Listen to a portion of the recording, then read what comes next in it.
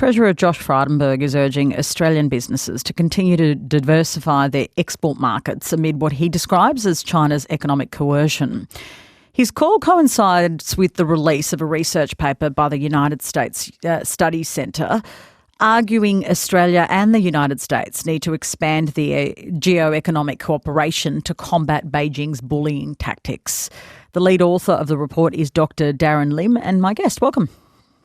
Thanks for having me. The Treasurer made the point that 130 countries have China as their largest trading partner, but Beijing seems to have really taken issue with Australia. Why is that? Well, we aren't the first to feel China's economic wrath. If you go back to 2010, starting then, you've seen Japan, Norway, the Philippines and South Korea as high-profile victims. And South Korea in particular experienced a sustained campaign affecting multiple industries in 2017. But I think arguably Australia does represent a step change in Beijing's approach, given the breadth of the industries affected. And I think there are probably at least three reasons.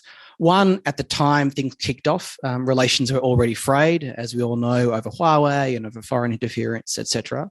Two, Australia is a staunch US ally. And I think there is a perception in Beijing that we are one of the more hostile countries to their interests. And three, really, you had what kicked it all off, the COVID-19 inquiry call by our foreign minister, which came at a very sensitive time on a very sensitive issue, which really, I think, unleashed the floodgates. It seems a lot of Australian businesses have successfully redirected their goods to other export destinations. Is that a sign that Beijing has failed in its attempts to apply political pressure, or is it too early to say? Well, we've known for a long time that economic sanctions, which these effectively are not the most effective tool of getting targets to change their behaviour. You can impose economic pain, but that normally doesn't translate into political pressure, because governments and their peoples value their sovereignty and their independence more than the gains from trade. You know, the US has learned this over decades of sanctions policy, and now China is learning it too. However, I think it's probably also true that the blow has been cushioned in Australia's case because of how effectively we are integrated into global markets, allowing many, but of course not all, of our industries to treat these sanctions as a demand shock and find alternatives. As the Treasurer said, yes, there have been losses, and some industries have been hit harder than others. But in a macro sense, so far it's been manageable. And I think it's open markets and a rules-based trading system that have saved us. But there are, I should say, two caveats to that. One, this could change over the longer term. You know, it's less clear that Australian businesses are succeeding in gaining new market share in other countries, which is what would be needed to offset the losses over the long term. And two, there may be a deterrent effect happening here. You have to wonder if there are other countries watching Australia that are now less likely to speak up and criticise Beijing because they don't want their industries to suffer like ours. But the flip side of that is that maybe the lack of real economic pain for Australia might reduce their fear. It's hard to say. What's really driving Beijing's grievances?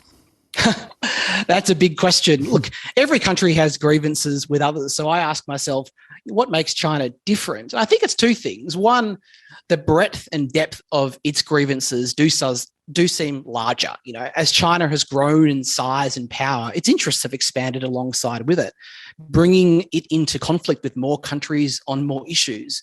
But at the same time, as Beijing is growing in confidence that it can act to protect its interests. And two, the Chinese government in particular is especially sensitive. One, for historical reasons, you know, the narrative of restoring China to greatness following a century of humiliation. But two, you have its authoritarian governance structure. You know, the Chinese Communist Party is very sensitive to threats to its authority and its legitimacy. And we know all about that inside China's borders. But I think Beijing also sees threats to its authority and interests overseas as threats to its internal legitimacy. So it's more willing to push back. In your research paper, you say Australia and the United States need to expand their geo-economic cooperation with other allies and partners. Which countries are you referring to, and what would that achieve? So in the short term, I think the goal would be to expand to other democracies. You have this so-called D10 group, which includes the EU, the UK and Japan. And the goal is to get clarity and coherence on what behaviour is unacceptable.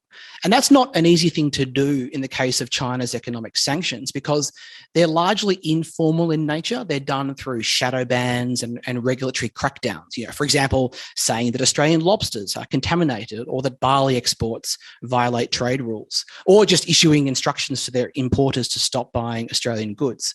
So you need to get global agreement on what the unacceptable behaviour is. And so you want to expand the net of countries who buy into this as much as possible. And that starts, I think, with, rich world democracies, but then it really needs to extend into our region. So far, middle income countries like those in Southeast Asia have been very reluctant to speak up. And the logic of our argument is that it will be easier for them to join a growing chorus that is coherent and well organised if it begins with the alliance and expands out to other democracies first. Thank you so much for joining us tonight. It's a pleasure. That's Dr. Darren Lim, a leading Australian geoeconomic expert at the ANU, and this is RN Drive.